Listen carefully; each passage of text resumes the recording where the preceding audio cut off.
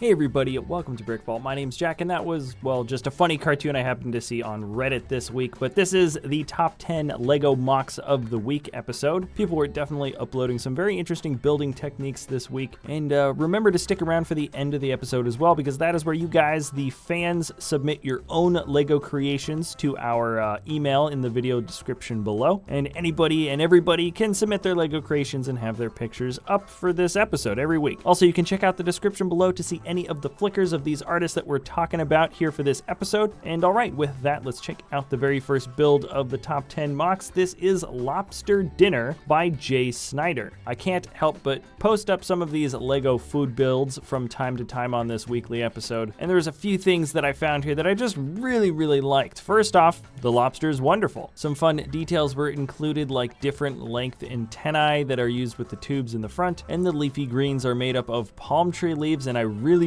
like that build for the two halves of the lemon. If I'm not mistaken, I think those are just trans yellow cheese wedge pieces on their side with just a little stud in the middle. The wine glass is an interesting design using the garage door pieces as the walls that go up the side. And I'm also not entirely sure, but I have a feeling those red pieces of cloth are actually red cloth capes from some sort of bit of Lego. I'm not entirely sure. If somebody knows if those red pieces are indeed Lego, let me know. But this is certainly one of the fanciest meals we've ever had as a Lego build, or I've ever seen out of a Lego build. And if something that's made entirely out of plastic building toys can make you hungry, then I consider that a success. So moving right along, number 9 is a huge build. Well, it's technically not built, or maybe it's built in real life, but I think this just exists as a digital designer file. This is the Tantive IV By picardsbricks. If you're thinking this looks similar to the Ultimate Collector Series Tantive IV, this build is way bigger, probably twice as big. It is 150 studs long, which makes it about 4 feet or 1.2 meters. So with that increased scale, of course, there's a lot more space to add detailing, and that's just what this builder did. The only surfaces that are left smooth are the ones that are actually supposed to be smooth and white within the actual build, but everything else has a lot of fun detailing. And a build like this in Lego with several cone shapes kind of mixing with other cone shapes, and straight flat walls coming in diagonally to mesh up perfectly with other cylinders, this is really hard. As a technical feat, the designing just geometrically the shape of this ship is not an easy thing to do, and I think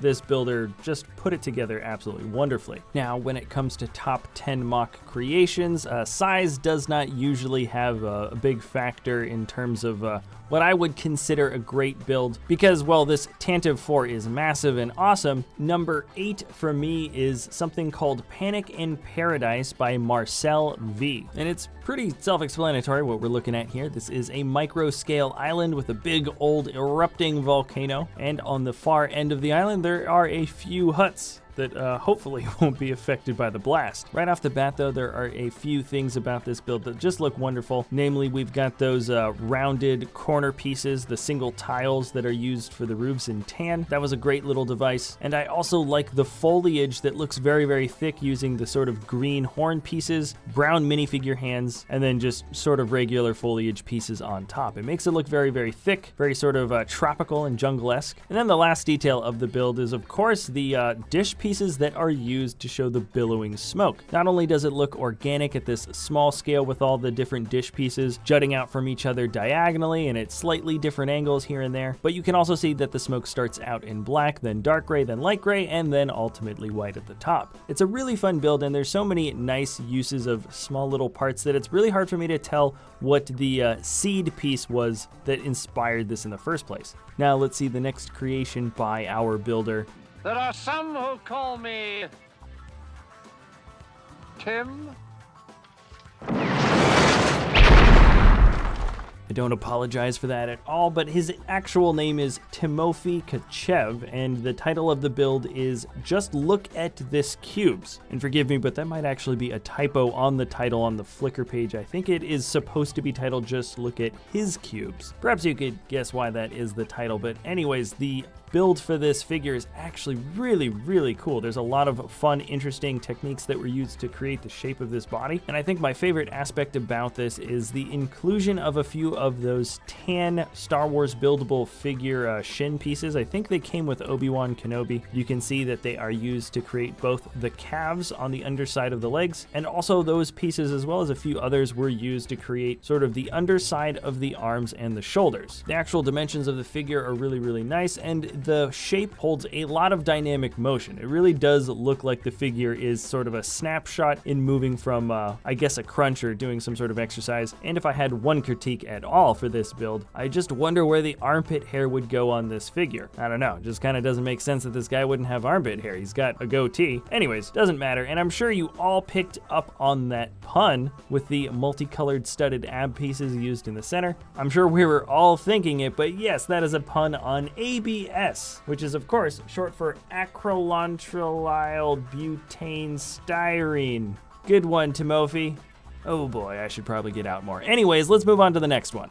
Number 6 is titled simply Taj Mahal. You can see that it is definitely at a micro scale here, and it is done by the builder BrickVault. Now, the original Taj Mahal set by Lego, I think, is still the biggest set of all time in terms of the amount of parts included. But even though this thing is even at a micro scale, I believe the part count measures well over 1,000. All of the towers and spires are really just well scaled. The iconic structure is captured within its dimensions really accurately, and the build as a whole works especially well by having included some of that garden in the front. It's a pretty darn impressive structure, having seen it myself, and I would love to see this builder's interpretation of what the rest of the area would look like with the alternate structures on either side, as well as the river in the back. Anyways, let's move on to our next build, number 5, also another mini-modular build. Well, this one is modular. It is based on the modular design that we've gotten from a Lego set in the past. And though I'm not entirely sure if this is true, I have a feeling Chris Wight's build here might have something to do with that awesome modular mini building competition that Rebrick is putting up on their website right now. No telling for sure, but it is a wonderful interpretation, a great modern spin that's been put onto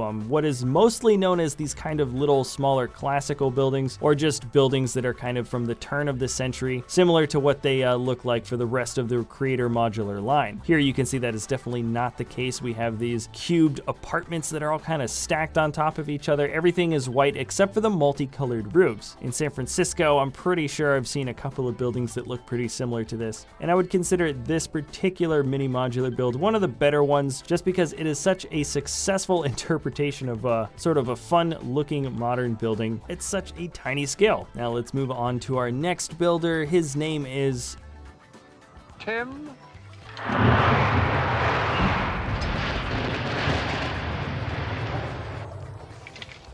Still not apologizing for that joke, but the builder is Tim Goddard, and the title is Tigress. In the universe of the build, this is sort of the latest and greatest version of a racing ship. No longer are cars racing on the ground, but we've got flyers or speeders racing instead. And just like the modern racers of today, these race vehicles are gonna be corporately sponsored. Hence all of the octane colors and stickers everywhere that you see. And being a fan of the fun and sleek minifig scale speeders, this is something that is a bit bigger, at least in size, but as you can see, there is a brick belt fig to go along with this. And this is probably one of the coolest interiors for a cockpit I've ever seen for a Lego build. Underneath, I believe those are light bricks and not LEDs. I can't be entirely sure, but a lot of great techniques are used here. I like the window piece used as the sort of visual icon for our pilot. And I could go on and on about this build, but let's move on to our next one. And number 3 is called Black Witch by Jonas Kramm. Now, I mentioned earlier the term seed piece, and for those that don't know what that is, it's when a a Lego builder finds a part that could act as the perfect piece in one particular build as a shape that is kind of like perfectly representative of what they want to make. So perhaps you can guess which one this is.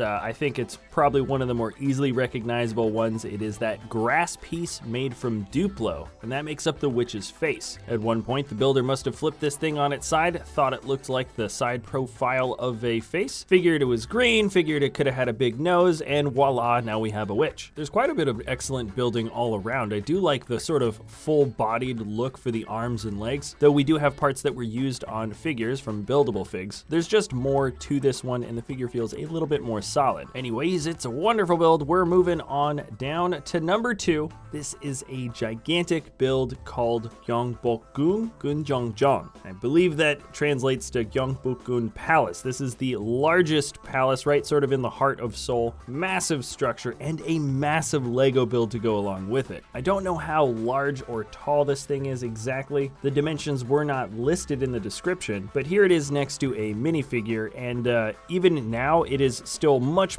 smaller compared to how it is in real scale to a person. The detailing along the walls and especially all of the undercarriage to the roof is really what makes up the build, really what makes it for me. And though Lego builders have been making several large palaces or temples, I particularly like this Korean one because it is just so much more colorful. It is mostly highlighted with green, but we have a lot of red and blue, and I hope one day a build like this gets turned into an actual real Lego build instead of just being an LDD file. So do you guys want to see the number 1 pick for the week?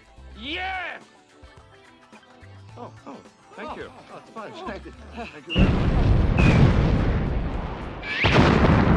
So the number 1 build this week, in my opinion, was the F-70 Double Falcon by Toulouse. This is one massive ship. Well, I suppose not that massive. There's only 2 pilot seats. We have 2 gigantic fat wings with some nicely hidden or sort of embedded propeller engines right in the shoulders. And I think what really works for this as a build is that it is just such a smooth, perfectly sleek ship that goes all the way around. The wings are perfectly rounded off. The rudders and tails are perfectly rounded off. And usually the landing gear on a vehicle is never really considered a visually appealing sort of section. You can try to get it to fit in as well as you can, but the builder has taken the liberty to really make these wheels in the front look awesome. They match up well with the design, with these sort of tan highlights that kind of pop in and out of the entire plane. And this is truly one of the most elegant machine builds I've seen from Lego in a very long time. Now it's time to check out this week's submission of fan mock pictures. Remember, check the video description below if you want to submit your own images, and